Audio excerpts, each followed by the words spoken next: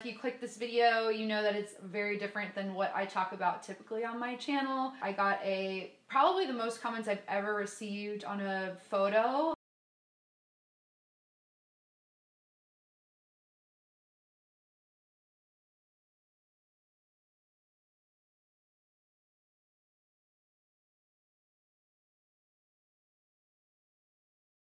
I just do want to say that I'm not a health professional, I'm not a nutritionist. I'm just a girl who is trying to figure out my body and wanted to talk about what I've learned this last year. Kind of really in the mood to film this today, and I wrote some things down last night. So just to give you guys a little breakdown of me, I'm 5'7". I weighed 170 pounds as of last year around June, and I currently weigh 150. A year ago on October 31st on Halloween, I actually decided to make the change. And so the first thing is that I found a workout that I absolutely love, and for the longest time I was trying out things that were like on trend, and it didn't resonate with me, so I just felt like I was the weird one. I was like, why don't I like working out? Why don't I like bar class? And it would steer me away from working out because I was just like, okay, it's me. I'm the one who's lazy and doesn't want to work out. I just think I wasn't identifying with the right workout for a really long time. I found a workout that I love that actually makes me want to go, and like that I feel a accomplishment from every single time. I get those happy endorphins. Endorphins are awesome. I want endorphins all the time if I can get them, and that's why I think I show up. I think that finding a workout that suits you, that will make you want to show up, just whatever that is. And if you hate running, do not go running. You're gonna have an aversion to working out when there's something incorporated with running. So whatever that workout looks like for you, figure it out, and it'll keep you wanting to go back. For my personal workout class, I love Orange Theory. That has been my happy place, and I just absolutely love my studio. I love my trainers. I love the music that's played. Just everything comes together, and you kind of have this like aha moment, like this is for me. And so I found my happy place with working out, and I hope that you guys find the same. I'd love to hear what you guys like to do for working out, maybe just like share with each other to give each other inspiration. That'd be awesome. I'd love to hear because I love trying new things. So that is my first tip. And then my second one is going to be related more to diet, and I apologize again, this is going to be probably a little bit all over the place because I was watching TV while I wrote this. I was not going to give up foods for this like health journey that I was going to try. I knew that if I was going to try to do this as a lifestyle change, that I wasn't going to give up pizza, pasta, the foods I love. That's crazy. Like, life is too short. I used to try in diets where I would cut those things out, and then I would just resent myself later. I'd get so hangry and bad things would happen. I would just go on binges. So what I've learned is to still be able to treat yourself a lot in your diet and just be smart about it. Thank goodness for Pinterest this day and age, because I've been able to literally find a recipe that I'm obsessed with. For instance, like pesto pasta is amazing. And then just finding, there's so many ways to have a healthier version of a pesto pasta that still tastes so good and is so satisfying. For instance, like getting a zoodler. I think I just talked about that in a recent video. I'm so obsessed with it. But making like a zoodle pasta, so it's like zucchini noodles instead of wheat, grain, any sort of like wheat pasta or anything like that. It just cuts down so much of calories and makes it still tastes so good, and it kind of almost dupes me. It's like tricking your mind. I'll do that for a lot of foods that I love, and I'll just switch it out and make, you know, eggplant pizza. I just did that last week, and you get that same satisfying feeling. Just kind of switching out some of the major things that I was eating on a regular basis. So I think just finding creative ways to have the foods you love and do not inhibit yourself, or else you're gonna go crazy. Like, I never did stop myself this last year. If I wanted to go have a pizza, I went and had a pizza. I just maybe wouldn't eat the whole thing like I used to. I love that tip a lot. The third one is actually, I think, what really changed the game for me. I love me some wine. Like, I love to like just take the edge off at the end of the day with a glass of wine. But I think I was enjoying my wine a little too much. I definitely was drinking a good amount of wine a year ago. And even in the first couple months when I wasn't really seeing and feeling the results quite yet, I was still drinking a good amount. So I just saved the wine and the drinking for more special occasions. And it also was kind of nice because if you space that out, it feels more special when you reward yourself that rather than having it all the time. That's kind of what my mindset began to be with food. And my diet is just like those treats, make them treats for a reason and kind of have them a little bit more sporadically rather than every day at every meal. And that's what I was doing before. So cutting down the alcohol really helped a lot because red wine actually has a lot of sugar in it. Sugar just sneaks up on you and you really feel it before bed, especially if you're drinking that late at night. So maybe just having more vodka sodas. I don't like vodka sodas, but I did actually learn to like the lighter feel of that rather than like a beer. A beer always just made me feel like sluggish and I wouldn't even want to go to the bar after having a beer and it just really does make a difference. You start to feel like, okay, like this isn't so bad. So you find little ways to just have drinks and still have fun, but not have the heavy stuff all the time. So, that was a big thing for me that I noticed. I started to lose weight and feel different in my clothes after I kind of moderated that a little more. That one's not easy and that people do not like to hear, but that will definitely help with results if you're looking to have that.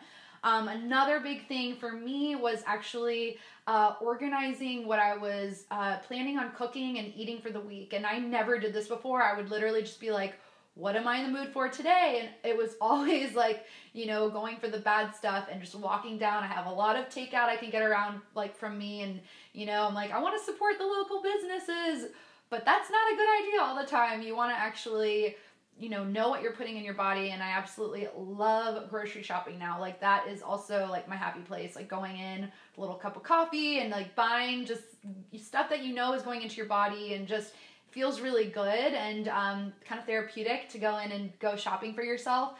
But what I would do is just lay out a plan like every Sunday. Okay, these 3 nights I'm going to be cooking with Tommy at night. We're going to make chili and portion it out. I'm going to have salad from Sweet Green this day. I'm going to leave this night open to go meet with a friend. And that night I'm going to go enjoy myself and not, and just allow yourself to treat yourself. You have to treat yourself. But I think just kind of having like an outline, it doesn't need to be rigid, like a rigid outline to where you need to know what you're eating at every hour. I just think it's like at least a loose, rough draft with definitely a chance of a little bit of slip up because that's going to happen. Just so you know and you're prepared for the week ahead so that you're not like in the moment and you panic and then that's when you go and buy something and eat something that maybe is really bad for you. So just if you're prepared, I feel like it cuts out those game time decisions when you're like, I want to go eat something bad right now. So I think preparation is key. I've never had preparation before. I love those little whiteboard calendars to kind of write out your meals. And that just really helped me stay organized and make my grocery list and things like that. So that is really nice to do and just keeps you on a schedule, especially if you live with someone. It's really nice to know what you're eating for the week. You could look forward to it all week. It's like my favorite thing to do is to like plan out what food I'm eating. So it's not that bad to do. I know in these videos, everyone says the same thing about drinking water and to have more water intake and it's good to get rid of toxins. So I'm not going to bore you with that. But for me, I was like, I don't really love the taste of plain water. I get really sick of it.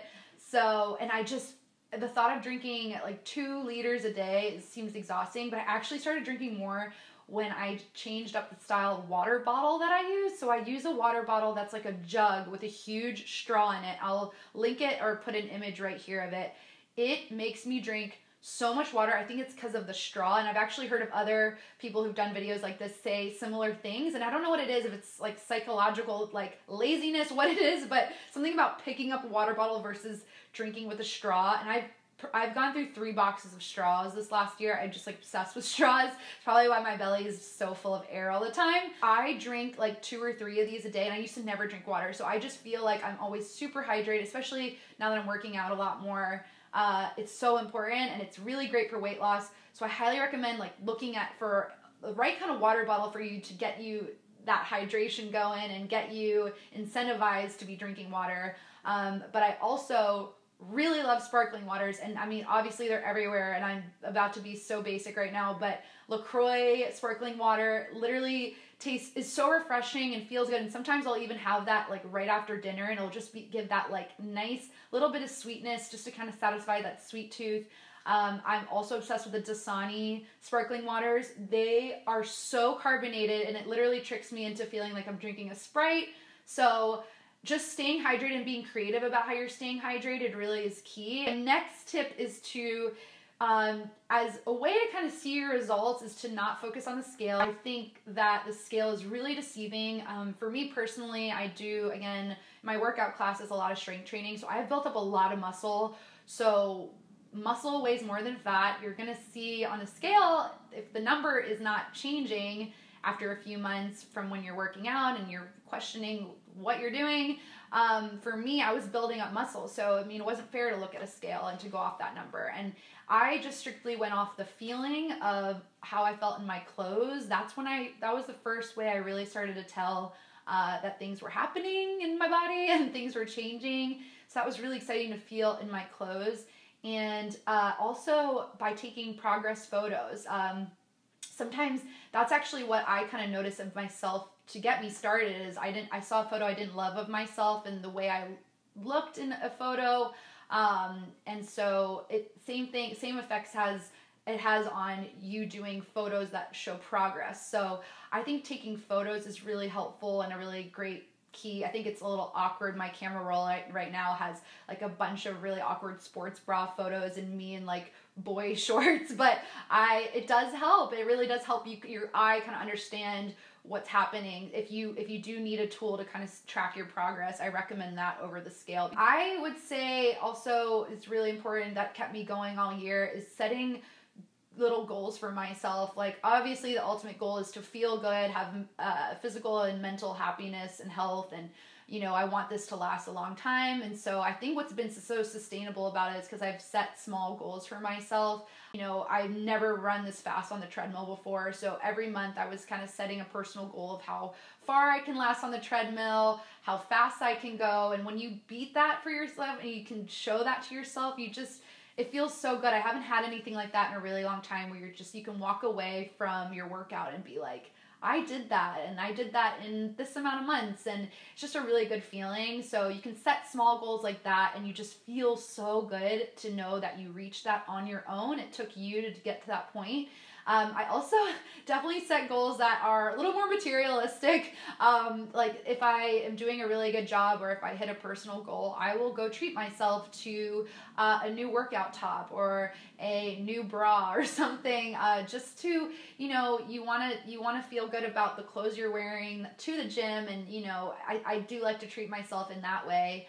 And I just find it a really good way to incentivize you to do well, if you do meet a goal that you have. So I like to keep small ones because in the big picture, yes, you want to like maybe lose weight, you want to look good in this certain dress, but that, it takes really hard work and that's going to take time. So I'd rather just set a bunch of small goals that'll help me ultimately lead to the big picture. Last thing I wanted to mention that I should have mentioned earlier was related to eating, and I noticed a big change in not eating so late. I used to be eating like around 10 p.m. on the weekends when I was getting like the alcohol munchies. But I think having earlier dinners actually was nice. I wasn't going to bed with such a full tummy and just sleeping poorly. It actually even made my dreams weird when I didn't eat a really big meal beforehand. So just letting that food digest a little bit earlier, it kind of reminded me of almost like family dinners when I was a kid, like eating at 6 p.m., 7 p.m., like when I used to, like the good old days. But I've been trying to do that again, and it's just really nice. You can kind of just digest and not feel